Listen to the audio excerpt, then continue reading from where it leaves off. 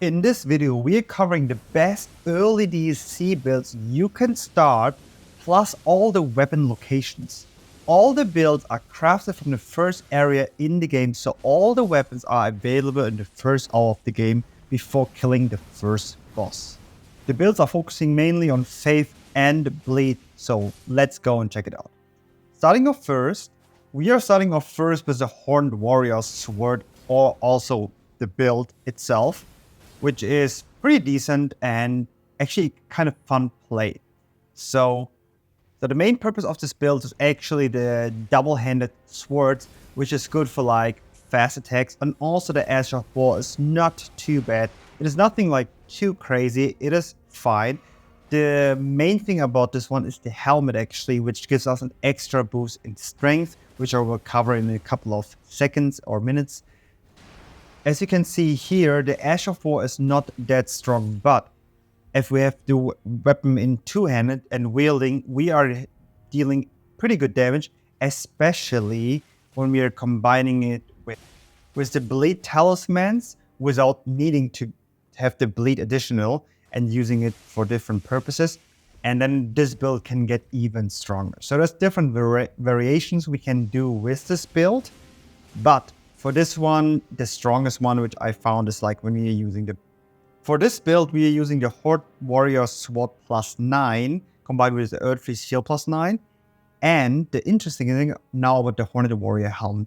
The interesting part about the helmet is that we are getting an additional 5% in strength. So there's two different of them. So I'm just showcasing it right now. So there's between that, you can see there's a 5 attributes difference. And then we just have the Horned Warrior Grace or Armored in general, which you can easily farm. So what we need to do is we can start from the entrance, going over the 3-path cross, going through the mountain, and then entering close by to the main gate cross. And then from there, going through the main gate and to the second bonfire. And from the second bonfire, we can just go up. And then when we're going up here, we can just farm him pretty easily. So we could take some good damage. I'm in this situation taking the bleed. We just start killing him. It's not really that difficult if you're especially using a silver scarab. Then it's way easier. And then we got the Horned Warrior, and also we are getting the armor. So we can get the entire set while farming it. Super simple. Coming to the second set, which is the Death Knight's Twin Axes, which are, not gonna lie, pretty good. They're a good lightning weapon, which in my opinion, we don't really have enough in Elden Ring in general. So in this particular case, it's really beneficial. And for some showcasing how strong this build is, in my opinion, it is pretty strong, especially when we are buffing ourselves as Golden Vow, Flight and Concrete Strength. We all know how it goes. Then we are farming currently one of the enemies. I have no idea how they call whatsoever. But yeah, if I use the Ash of War with the lightning, and then they're also getting stunned pretty easily. Not in this example, but if you use it twice, for example, there's a really high chance that we stun the enemies. And also for normal enemies, it's pretty easy, especially when you're combining it with some bleed talisman without the bleeding effect, which we don't need in this case, because it's not a bleed weapon. And as we can see here I got it stunned, so pretty simple. And yeah, we're dealing a really good damage. And yeah, I was thinking about like to show some enemies or like some bosses, but the problem is about the bosses, I don't want to spoil anything, so it's an entire spoiler-free video. And now we also want to go into more detail, what is this build making about. So we have Death Knight's Great Axe, the Erdtree Shield +9, and the Death Knight's Helm with the 3 centimeter armor. I think it just looks better with it. As the talisman, it's pretty similar, Lightning Scorpion Charm, Mature Sword Talisman, Shroud of Alexander, and Dragon Crest Great Shield. In my opinion, it's the best we can do for this build. And also for the cracked tier, we can also change it and include the lightning cracked tier for some additional lightning damage. And where to find it actually, it's actually pretty simple. We just need to go to this location, the Fog Rift Catacombs, and it's pretty early to reach, so we just need to go from the castle front without killing any bosses. We don't need to kill any bosses before, so all the main bosses are still intact. We don't need to finish them, so all the quest lines are safe. So we're just following the path, and then we are getting pretty close and pretty fast into the gate. And here I don't really want to spoil anything in the boss fight in the dungeon. I could, but otherwise, yeah, it's not really that enjoyable. So here's the weapon, and that's after defeating the boss. A short notice to Instant Gaming, where you get the cheapest keys available on the entire internet, even up to 90%. And also Elden Ring is included. You can get the newest games for PlayStation, PS5, and Xbox. And Instant Gaming does have the cheapest keys available in the entire internet. I was really looking for all the keys, and Instant Gaming provides the cheapest ones at all, and also straight from the reseller, so you don't need to worry that you're not receiving. And if you haven't played Elden Ring at all, or specifically the DLC, you can do it down in the description, follow the link, and then you can purchase over there. And also on Trustpilot, we have over 700,000 reviews with 4.7, and all the keys are straight from the reseller, so you don't need to worry at all. So thank you very much, Instant Gaming, for sponsoring this video, and back to the gameplay. So for the third build, we have the Blood Great Katana. So this one is normally the Great Katana, and I put it on Bleed with a Raksa armor, which is a bit later on you can find in the game.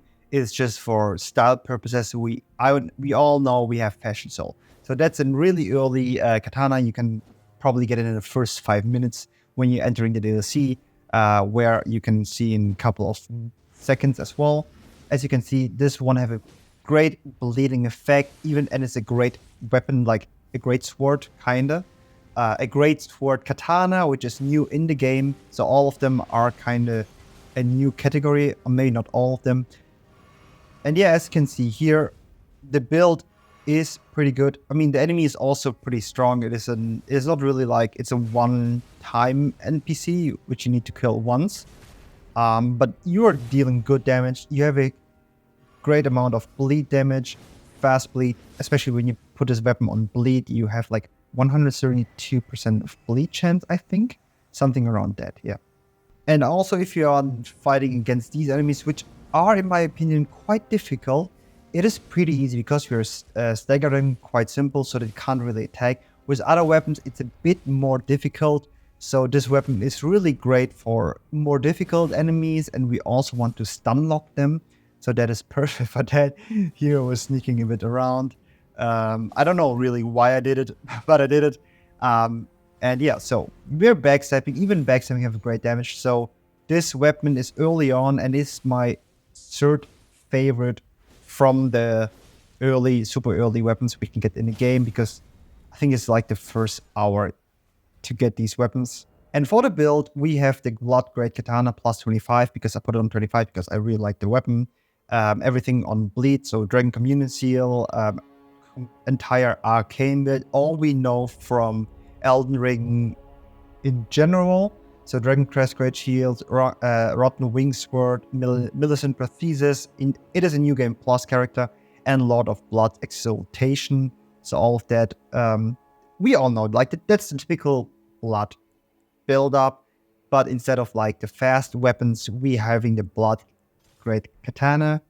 And yeah, and where to get this weapon, actually pretty simple. So I think this is the second bonfire where we are right now. So we're just coming from the left down. That's the first one. That's the second bonfire, or maybe the third, depends.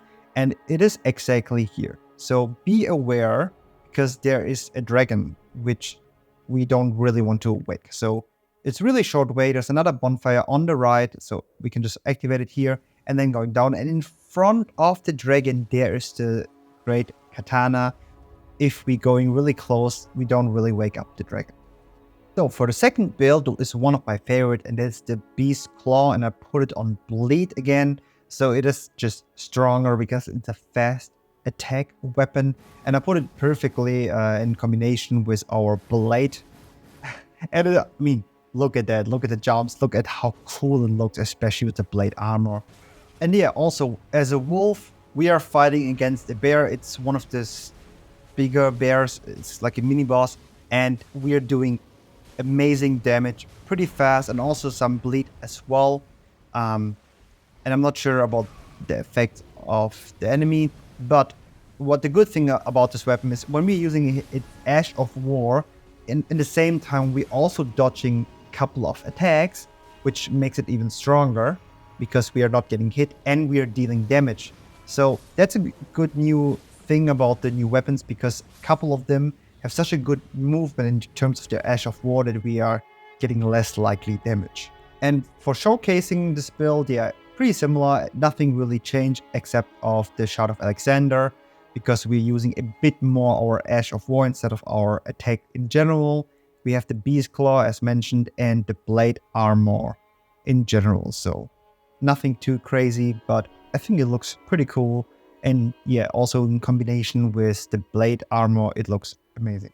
And yeah, where to get this weapon? So I needed to make another character or go with another character inside of the DLC, because in the other ones, I don't know, it didn't hit the recording. So we're going on the right from the first bonfire, and we need to come here at night, which I didn't know in the beginning because I was really looking for him like a really long time, and I never encountered him. And then at the last one, I was like, oh, it is night, and that's the reason I encountered him.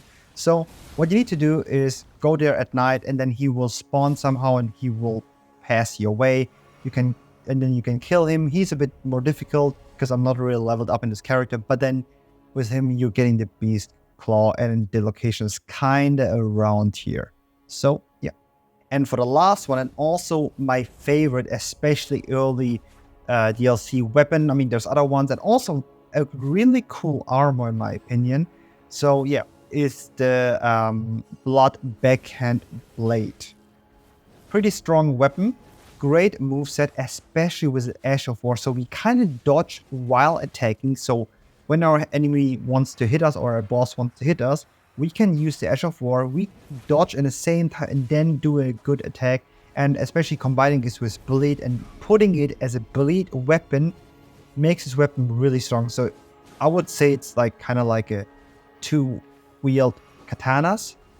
Just in the back way, and it was an interesting movement which gives, in my opinion, some freshness into the DLC, and the boss was pretty fast damage. And also against normal enemies, this weapon is really strong, especially because of the bleed as typical. And I really, as I mentioned before, I think bleed in DLC is the strongest so far. I really haven't played much intelligence because you don't really get a lot of like early good intelligence weapons. So far, I was just finding out that bleed is the best so far.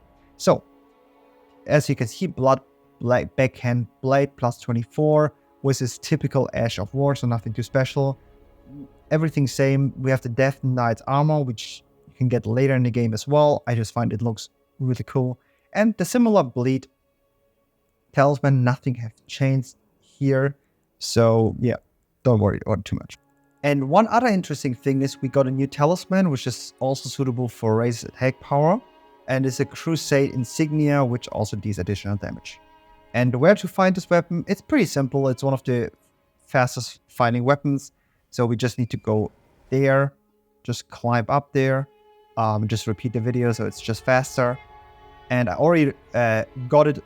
So yeah, I just blind put it in, and that's where we get the backhand blade. So that was an entire video about the top 5 early DLC builds you can do and all the weapon locations as well.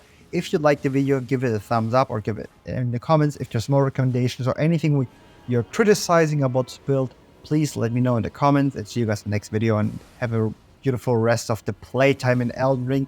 And maybe, if possible, see you later in the live stream. Bye.